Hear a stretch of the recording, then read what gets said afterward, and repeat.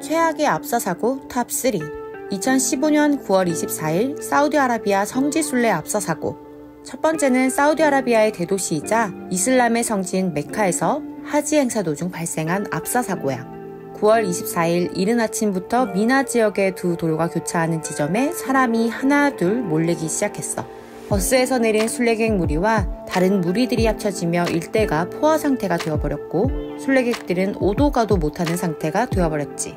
압사사고가 나기 전부터 일부 순례객들이 기절하거나 탈수를 호소하기도 했는데 결국 의식에 참여하려던 사람들이 한꺼번에 몰리고 발이 엉키면서 대형 참사가 터졌어.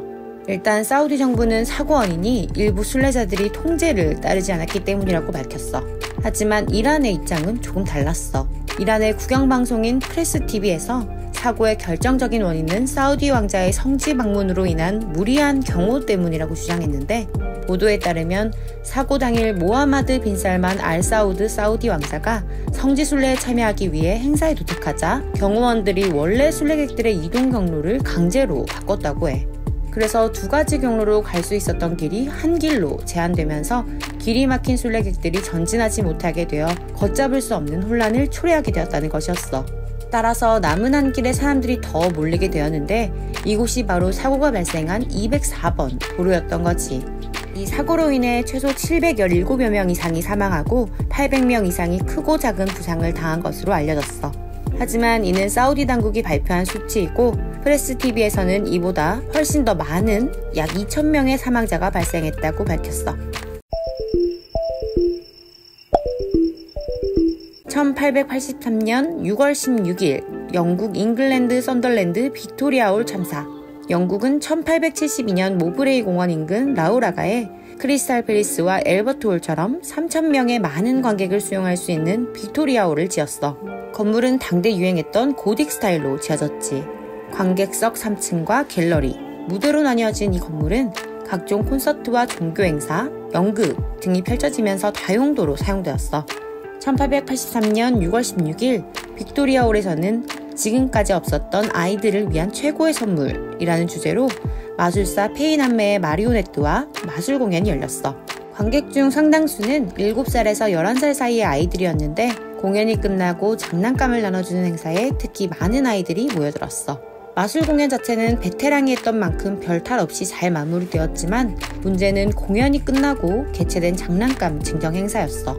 우리가 흔히 알고 있는 응모권 추첨 형태로 진행이 되었는데 공연 티켓에 적혀있는 숫자를 랜덤으로 뽑아 당첨된 이에게 장난감을 증정하기로 하였지.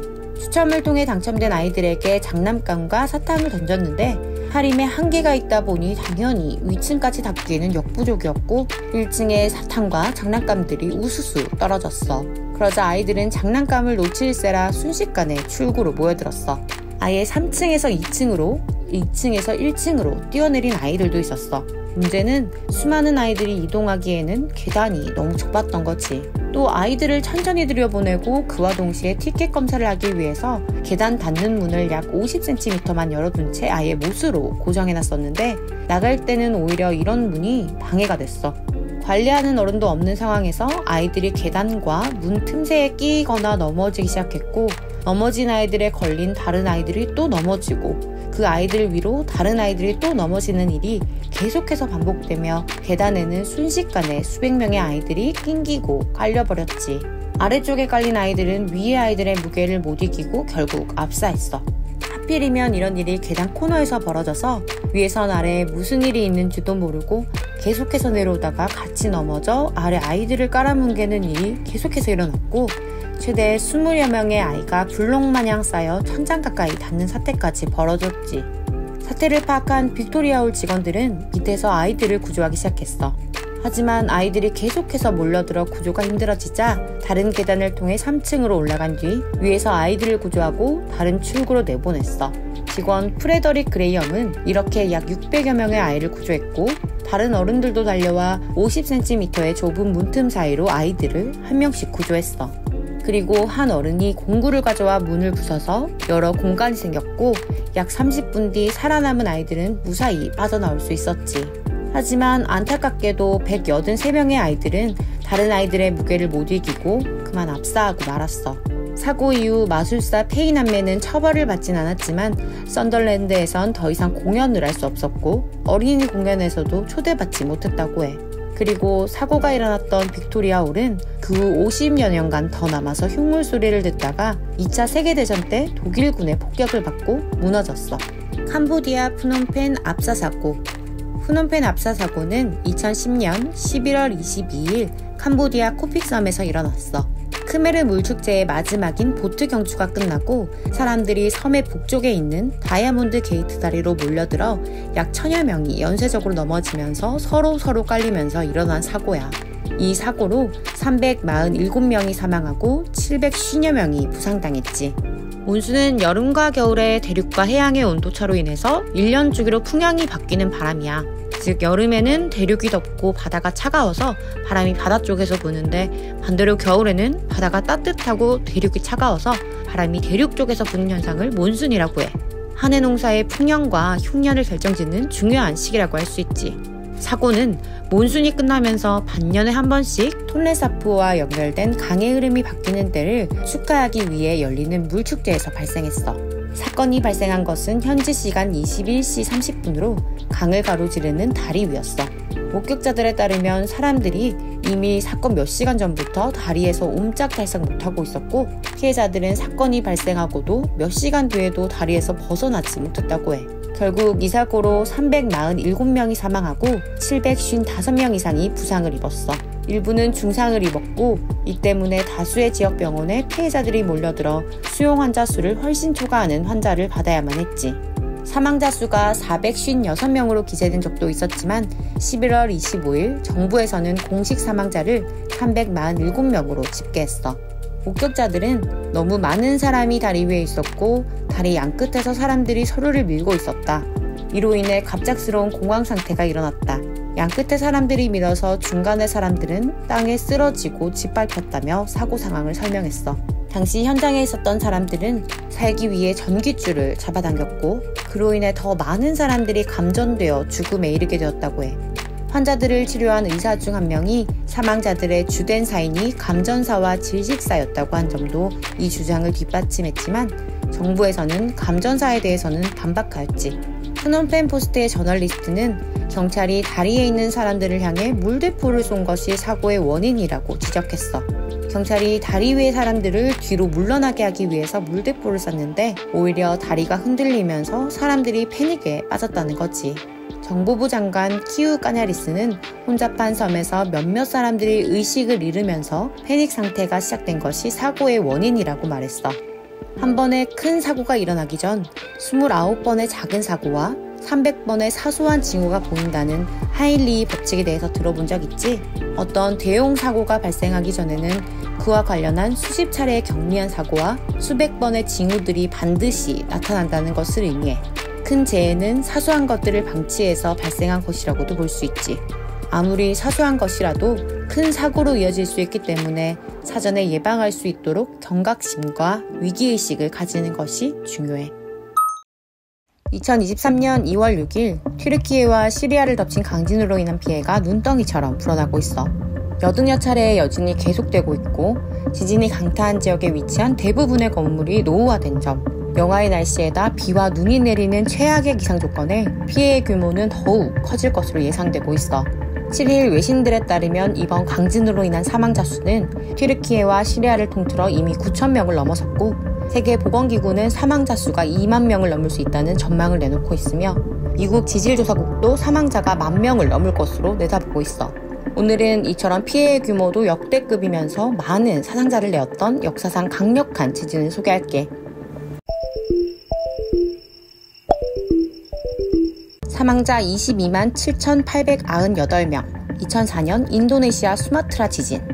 지난 2004년 12월 26일 인도네시아 수마트라에서는 규모 9.1의 지진과 유례없는 최대 규모의 쓰나미로 무려 22만 7,898명이 목숨을 잃었고 170만 명의 이재민이 발생했어. 지진 이후 발생한 쓰나미는 스리랑카, 인도, 태국, 등 아시아는 물론 지진 발생 지점에서 약 5,700km 떨어진 아프리카 소말리아에까지 쓰나미가 들이닥치기도 했지. 유네스코는 사고의 가치를 보존하기 위해 사진, 비디오, CD 등 수많은 자료를 수집하였고 특히 복구와 재건의 많은 부분을 할애하여 역사적 기록으로 정리했어. 당시의 기록은 유네스코의 문화유산으로 등재되어 있기도 한데 인도양 쓰나미와 관련하여 발생 경위와 재난 대응 등 많은 미디어 매체의 자료에 대해 역사적, 문화적, 과학적 가치가 높다는 평가를 받았다고 해. 사망자 22만 2,570명, 2010년 아이티 지진. 가장 최악으로 꼽히는 지진은 2010년 1월 12일 바로 카리브해 섬나라 아이티에서 발생했어. 규모 7의 강진이었는데 이내 쓰나미를 동반하여 더 많은 피해를 야기했어. 22만 2,570명의 사망자와 30만 명의 부상자를 기록했어. 약 9만 7천 채의 집이 파괴돼 130만 명의 집을 잃고 떠돌이 신세가 되었으며 대통령궁을 비롯해 주요 정부기관의 건물들도 예외 없이 붕괴되었지. 인구가 집중된 수도에서 지진이 발생하였고 섬나라인 관계로 항만과 공항도 피해를 입어 해상이나 항공으로 외부로부터의 지원을 받는 것도 어려워져서 IT의 피해가 더욱 막심했어. 지진, 쓰나미, 원전 폭발, 트리플 재난 동일본 대지진. 가장 최근에 발생한 대지진은 2011년 3월 11일 월고도 가까운 동일본에서 발생한 진도 9.0 규모의 지진이야. 동일본 대지진은 지진이 쓰나미로 이어지고 쓰나미가 다시 원전 폭발로 이어진 사상 초유의 트리플 재난이라고 할 수 있어. 미야기현 앞바다를 중심으로 남북 약 500km, 동서 200km가량의 광대한 해저를 뒤흔든 이 지진은 무려 최대 9.3m 이상의 파도를 일으키며 쓰나미가 되어 미야기, 이와테, 후쿠시마 등 동일본 연안 지역을 강타했고 후쿠시마현 후타바, 오쿠마 마을에 들어선 후쿠시마 제1원전까지 덮쳤어. 동일본 대지진 당시 사망한 15,899명과 실종된 2,527명의 대부분은 쓰나미로 인한 희생자들이야. 강력한 지진은 주변의 송전탑까지 붕괴시켰고 원전의 전기 공급이 끊기자 원자로를 식힐 냉각 장치가 작동하지 않게 돼. 보통 이렇게 예기치 못한 상황으로 인해 전기가 들어오지 않는 긴급 상황이 발생하면 비상용 발전기 등을 가동해서 전력을 보충하는데 침수로에 있던 비상용 발전기마저 고장이 나게 된 거지. 결국 후쿠시마 제1원자력 발전소는 붕괴되었고 그로 인해 대규모 방사성 물질이 유출돼. 일본은 현재까지도 후쿠시마 원전 폭발에 따른 방사능 오염을 제거하고 원자로 폐기 작업을 하기 위한 막대한 인력과 천문학적인 비용을 투입하고 있지만 여전히 끝이 보이지 않는 상황이야. 지진 관측 이래 20세기 최대 규모 칠레 발디비아 지진. 지진 관측 이래 20세기 최대 규모의 강진은 1960년 칠레에서 발생한 규모 9.5의 대지진이야. 1960년 5월 21일 남아메리카 칠레 중부 발디비아 지역에 큰 지진이 일어났어. 25m의 거대 쓰나미 또한 동반되었고 진앙에서 약 1000km 떨어진 곳의 파도도 10.7m에 이르렀다는 기록이 있어. 지진이 어찌나 강력했는지 해일이 발생해 칠레 남부와 태평양 건너 미국 하와이, 일본, 필리핀, 알래스카까지 영향을 미쳤다고도 하고 지구 전체가 종처럼 울리는 자유진동이 세계 곳곳에서 관측될 정도였다고 해. 이 지진으로 당시 1,655명이 숨지고 3,000명 이상이 다쳤어.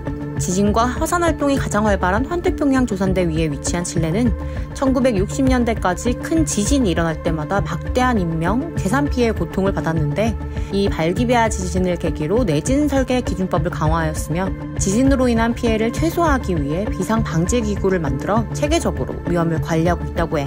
지진과 쓰나미 같은 자연재해는 인간이 통제할 수 없는 영역이지만 국가적 차원에서 재난 대응 체계를 마련하여 그 피해를 최소화하기 위해 대비하고 있는 것처럼 우리나라도 각종 재난재해에 대한 위기와 관리 체계를 강화할 필요성이 있다고 생각해. 알아도 그만, 몰라도 그만인 잡지식이 가득한 지식상점을 구독해줘.